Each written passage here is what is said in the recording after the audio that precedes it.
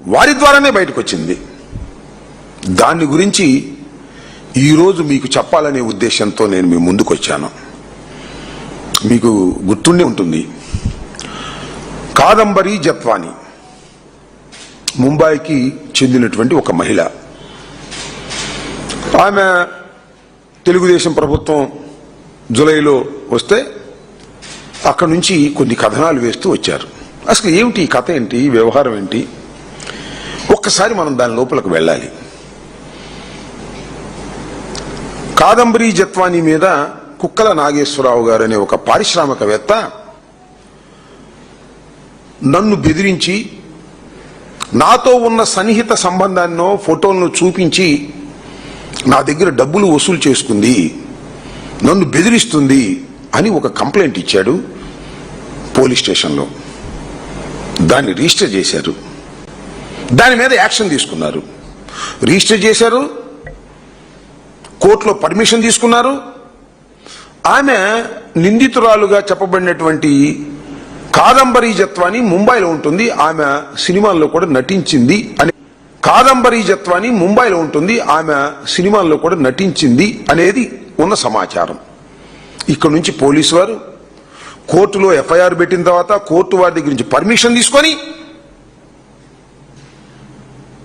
Arrest warrant తీసుకొని ముంబై వెళ్లారు. ముంబైలో పోలీస్ స్టేషన్లోకి వెళ్లి ఆ కన్సర్న్ పోలీస్ స్టేషన్లో విషయం చెప్పారు. వాళ్ళని కూడా కలుపుకొని వెళ్లి ఈ జత్వాని వారి కుటుంబ సభ్యుల్ని ముద్దాయిల్ని అరెస్ట్ చేశారు. మళ్ళా కోర్టులో ప్రొడ్యూస్ చేశారు. మళ్ళా కోర్టు పర్మిషన్ తీసుకుని ట్రాన్సిట్ వారెంట్ తీసుకొని మళ్ళా విజయవాడ తీసుకొచ్చారు. విజయవాడ కోర్టులో ప్రొడ్యూస్ చేశారు. విజయవాడ కోర్టు వారు రిమాండ్ ఇచ్చారు. రిమాండ్కి వెళ్లారు. రిమాండ్కి వెళ్లిన తర్వాత పోలీస్ కస్టడీ అడిగారు. 5 రోజుల పాటు పోలీస్ కస్టడీ ఇచ్చారు. 5 రోజులు విచారించారు. తర్వాత మళ్ళీ పంపించారు. తర్వాత వాళ్ళకి చట్టపరంగా బెయిల్ వచ్చింది, వెళ్లిపోయారు. చట్టబద్ధంగా చేసినటువంటి కార్యక్రమం ఇది. ఇది చంద్రబాబు నాయుడు గారు అధికారంలోకి వచ్చిన తర్వాత కక్ష పెట్టాడు. ఈ ప్రభుత్వం మీద కక్ష పెట్టాడు. బహుశా ఆ పోలీస్ అధికారుల మీద కూడా కక్ష పెట్టినట్టున్నాడు. ఎవరైతే వెళ్లారో వాళ్ళందరికీ వేరే కక్ష ఉంది. అప్పుడు తిరగదోడాడు. ఎవరైతే దానిలో ముద్దాయిగా ఉందో ఆ క్రైమ్ నెంబర్ ఐపీసీ 384 కింద ఎక్స్ట్రాషన్ కింద ఈ కాదంబరి జత్వాని అనే ఒక మహిళని ముద్దాయిగా చూపించారో ఆమె చేత కంప్లైంట్ ఇప్పించాడు. ఆన్లైన్లో కంప్లైంట్ తీసుకున్నారు. ఆన్లైన్లో కంప్లైంట్ తీసుకొని రిజిస్టర్ చేసి 3 సీనియర్ ఆఫీసర్ని సస్పెండ్ చేసి పారేశాడు. ఐపీఎస్ ఆఫీసర్ని, ఈ కుక్కల నాగేశ్వరరావు అనే పారిశ్రామికవేత్త ఉన్నారు కదా, ఎవరైతే కుక్కల విద్యాసాగర్ రావు కాదంబరి జత్వాని మీద కంప్లైంట్ ఇచ్చినందుకు ఆయన అరెస్ట్ చేసి లోపల పెట్టారు. 3 ఐపీఎస్ ఆఫీసర్ని సస్పెండ్ చేశాడు ఈ ప్రక్రియలో పాల్గొన్నందుకు. దాంతోపాటు ఒక ఏసీపీకే హనుమంతరావును సస్పెండ్ చేశారు. సిఐని ఇబ్రహీంపట్నం సిఐని సస్పెండ్ చేశారు. 4 పోలీసు అధికారులు సస్పెండ్ చేశారు ఈ కేసులో.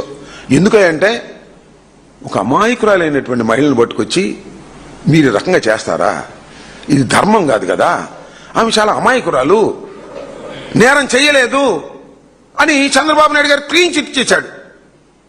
నేను ఎందుకు ఈ విషయాన్ని ఇప్పుడు చెబుతానంటే, అదే కేసులో కుక్కల విద్యాసాగర్ రావు గారు ఇవ్వగా ఎక్స్ట్రాక్షన్ కేసు మీద క్రైమ్ బుక్ చేశారో, క్రైమ్ నెంబర్ 90/24లో ఈ ప్రభుత్వం వచ్చిన తర్వాత ఈ సిఐడి ఛార్జ్షీట్ పడేసింది. అది ఇక్కడ విషయం. ఏమని ఛార్జ్షీట్ పడేసింది తెలుసా? చంద్రబాబు నాయుడు గారు చెప్పినట్టుగా ఆమె నిర్దోషాన్ని పడేలా, అమాయకురాలని పడేలా, ఇవి నేను మాట్లాడుతున్నాయి కాదు. సిఐడి ఛార్జ్ షీట్ లో కోర్టులో పడేసినటువంటి ఛార్జ్ షీట్ లోని అంశాలు ఏమిటాయంటే ఇవి డబ్బులు వసూలు చేసామని నిజమని పెట్టారు. కుక్కల నాగేశ్వరరావు గారిని బెదిరించి, ఆ కుక్కల విద్యాసాగర్ రావు గారిని బెదిరించి, కుక్కల నాగేశ్వరరావు అంటే వాళ్ళ నాన్నగారులే, కుక్కల విద్యాసాగర్ రావు గారిని బెదిరించి ఆయన దగ్గర డబ్బులు తీసుకుంది, ఈమె ఎక్స్ట్రాక్షన్కి పాల్పడింది అని వాళ్ళు పెట్టారు. ఎవరు?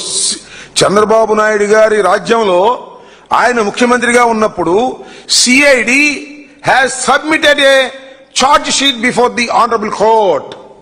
ఏం చెప్పాలి చంద్రబాబు నాయుడు గారు? ఏం మాట్లాడారు ఇంతకు ముందు? ఏం చెప్పారు మీరు ఇంతకు ముందు? ఇవాళ గత్యంతరం లేని పరిస్థితుల్లో కొన్ని విషయాలు చెప్తాను. అక్కడ ఏమన్నారంటే, విద్యాసాగర్ రావు గారు ఏమన్నారంటే 1,32,00,000